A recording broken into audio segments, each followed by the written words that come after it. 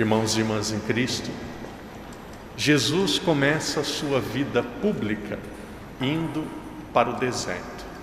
Depois de 30 anos com a sua família, em oração, trabalho e vivendo com os pais, Jesus foi impelido pelo Espírito Santo para o deserto. Todos aqueles que querem crescer em virtude, todos aqueles que começam a se aproximar de Deus, todos aqueles que querem ter uma vida de fato, a vida que Deus espera de cada um de nós, precisa passar pelo deserto.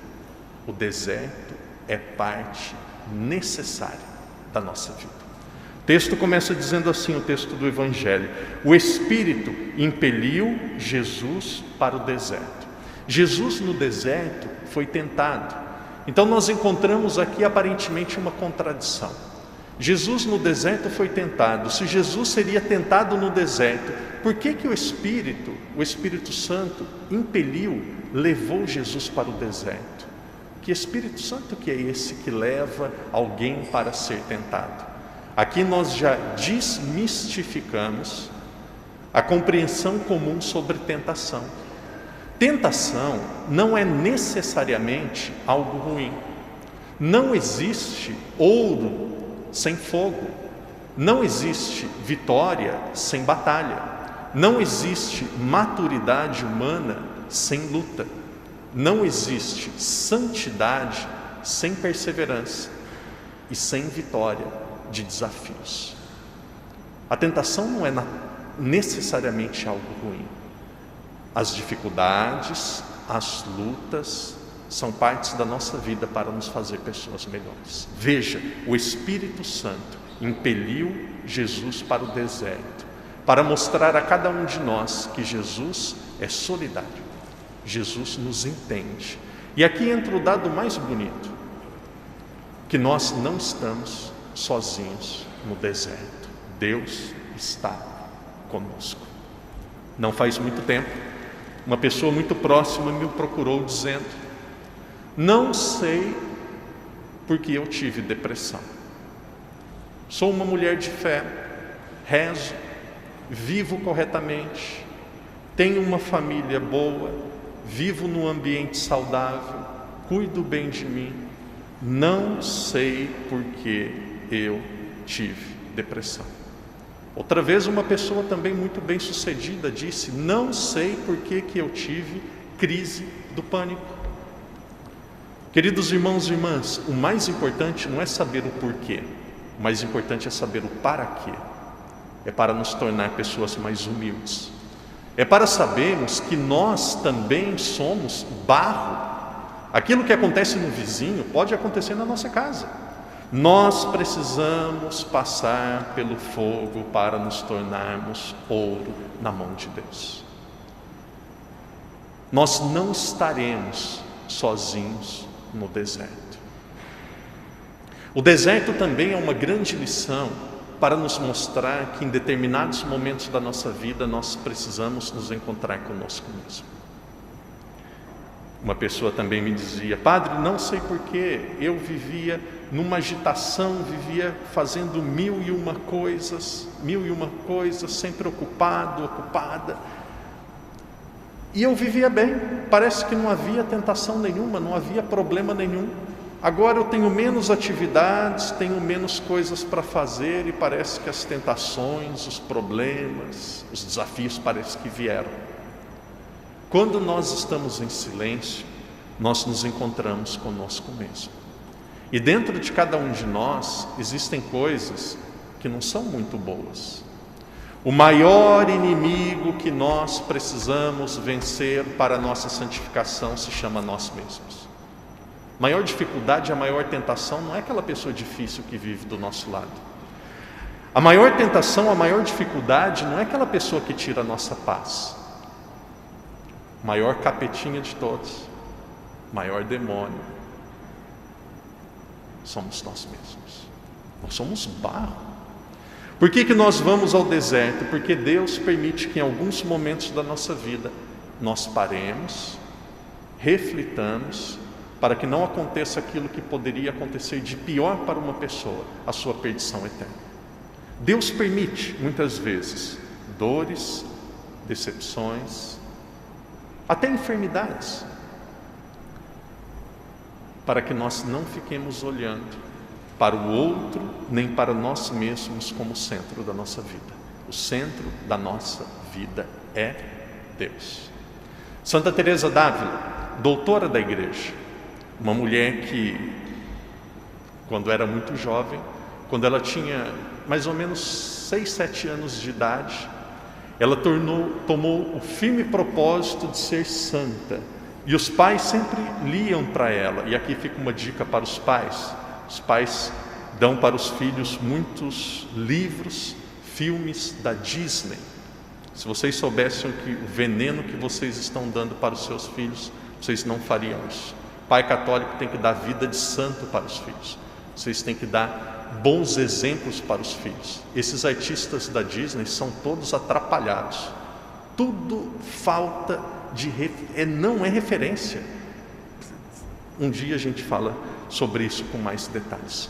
Teresa d'Ávila, com 6, 7 anos de idade, ela tinha um irmão mais velho, o Rodrigo, e de tanto ouvir os pais contar para ela sobre a vida dos santos, sobre a beleza da santidade, um dia com 6, 7 anos ela encontrou o Rodrigo, o irmão dela que ela mais gostava, e disse: mano, nós precisamos ser santos.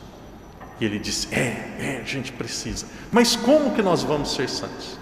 Na Espanha, próximo do sul da África, próximo de território muçulmano, século XVI.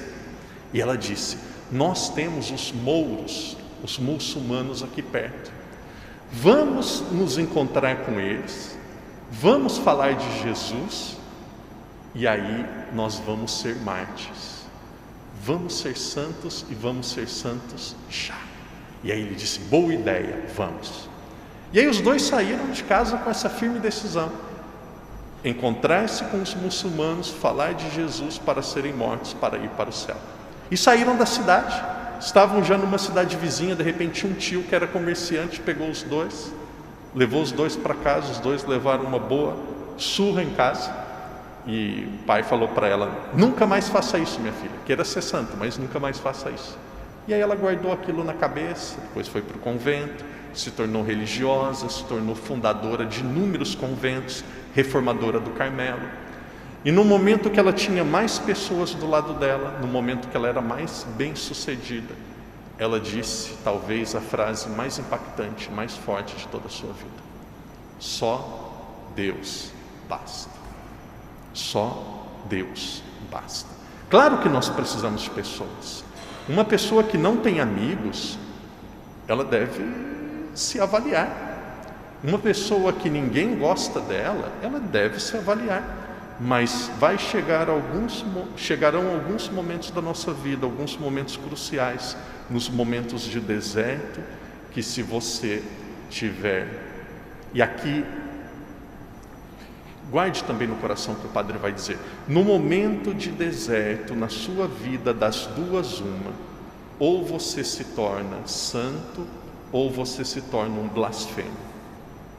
Nos momentos de deserto na nossa vida, e todo mundo sabe o que é deserto: é uma solidão, é uma enfermidade, é uma traição, é um abandono, é quando as coisas não acontecem do jeito que nós queremos. Nesses momentos da nossa vida, quando vai faltar aquilo que nós precisamos, ou você vai blasfemar contra Deus, ou você vai se santificar. Nesses momentos é preciso ter esta clareza: o Espírito Santo está conosco. O deserto de Jesus levou 40 dias, e essa é uma grande notícia: nenhuma tentação é para sempre. Nenhuma tentação, nenhuma dificuldade é para sempre. Ela dura o tempo necessário para nós transformarmos o nosso coração e sermos uma pessoa nova. O 40 na Bíblia é um número muito interessante, um número de grande significado. E aqui entra como se fosse uma catequese. A Bíblia, ela não é um livro fruto de jornalismo. Tem pessoas que pensam assim, que Jesus estava na missão e os apóstolos estavam com uma prancheta na mão, tomando nota de tudo que ele estava fazendo. Pequeno almoço, agora milagre da multiplicação dos pães.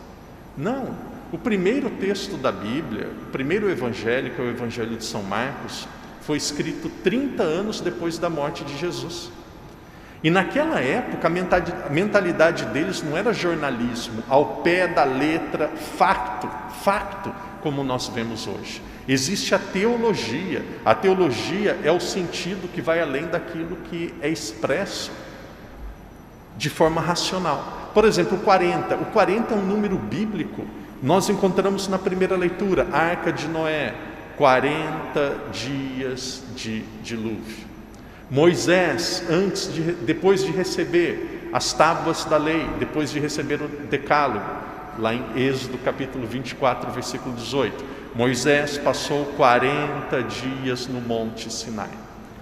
Elias, um grande profeta, ele foi caminhar para o Monte Horebe, onde ele iria se encontrar com Deus, a trajetória até o Monte Horebe, 40 dias. O povo de Israel iria para uma terra prometida, escaparia da escravidão, 40 dias passando pelo deserto. Jesus, depois da sua morte, quanto tempo que ele ficou na terra? Até a sua ascensão, 40 dias até a sua ascensão. 40 na Bíblia não significa 30 mais 10. Alguns poderiam perguntar assim, Jesus passou exatamente 40 dias no deserto? Não foi 38, não foi 42? E espero não desapontar aqueles que são fundamentalistas. Ninguém sabe quantos dias Jesus passou no deserto. O importante aqui não é se foram 10 ou se foram 50. O 40 não é um número, é um pleonasmo que eu vou dizer, não vejo outra expressão agora. 40 não é um número numérico, 40 é um número teológico. 40 significa tempo de transição. Todas as vezes que aparece o 40 na Bíblia, você vai lembrar assim, tempo de mudança, tempo que alguma coisa estava mudando. Como, por exemplo, quando eu era criança, quando a minha mãe falava 1000, eu já sabia o que significa 1000. 1000 significa muitas vezes. Ela falava, menino, já te falei 1000 vezes, não coma doce antes do almoço. O que significava? Que ela falou 900 mais 100. Se alguém falou, mas falou 1000, podia falar só 950, já bastava. Claro que ela não falou 1000. Não sei se foi 70, se foi 2000. Foi um número muito grande. 40 significa um tempo de transição. Todos nós precisaremos passar por esse tempo de transição na nossa vida. O texto continua dizendo assim: Jesus no deserto era tentado. Algumas pessoas pensam que a tentação é pecado. A tentação não é pecado. A tentação, o pecado vem daquilo que nós vamos fazer com a tentação.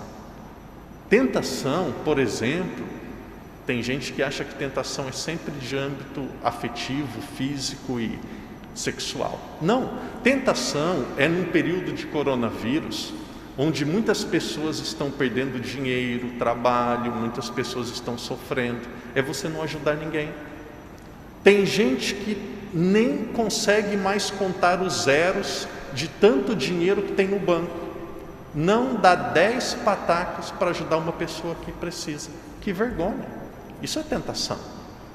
Tem gente lá no Brasil que diz que é mão de vaca. A vaca não abre a pata, né? Tem gente que até para dar tchau, até para cumprimentar, não abre a mão, porque vai ter gaveta no caixão para pôr dinheiro dentro. É uma tentação, destrói o coração do ser humano. Se Deus lhe deu sabedoria, Deus te deu saúde para trabalhar e para ganhar dinheiro, para você fazer o bem também. Aconteceu uma vez aí em algum lugar do mundo, em uma peregrinação, um dia, que uma pessoa chegava no café da manhã, comia, que se acabava. Aí no almoço, vamos almoçar? Não, eu estou de jejum. Por quê? Porque estava incluído O café, o pequeno almoço estava incluído lá nas despesas que ele tinha pago com antecedência. E aí um dia, no meio do almoço, no fim do almoço, vamos almoçar? Não quero. E aí no fim do almoço chegaram e falaram, mas o almoço ele está incluído hoje. Então hoje não tem jejum, vou almoçar. Aí o que acontece? Economizou algumas patacas, passava doente o restante do dia. Isso se chama ser mesquinho. Mesquinho. Não é porque uma pessoa está na igreja que ela é uma pessoa boa. Não é porque uma pessoa está na igreja que ela é uma pessoa convertida. Veja, tentação não significa só falar mal da vida dos outros. Tentação muitas vezes é não ajudar.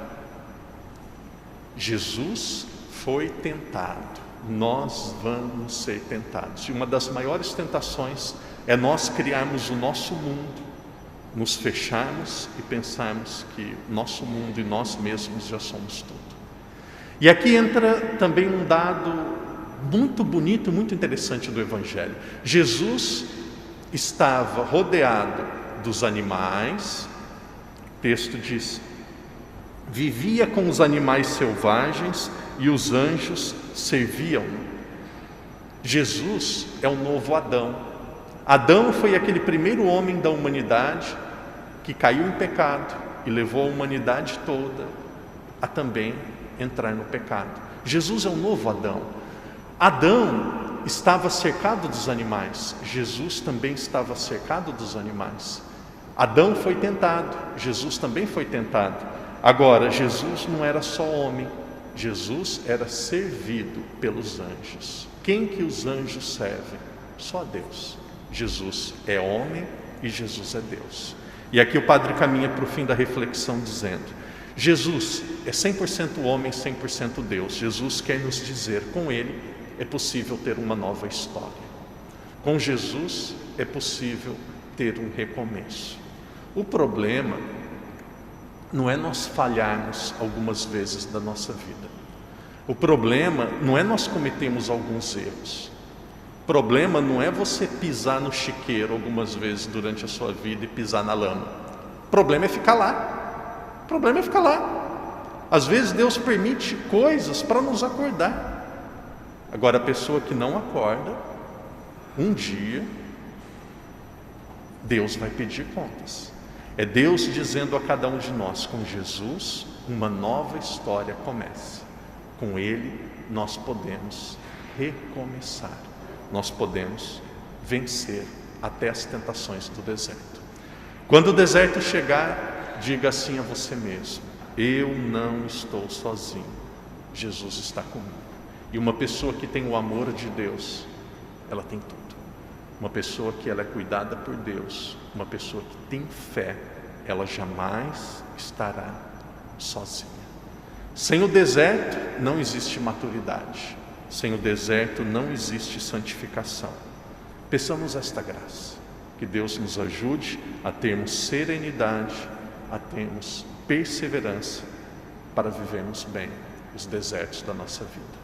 O deserto é uma fase necessária e fundamental para aqueles que avançam nas virtudes.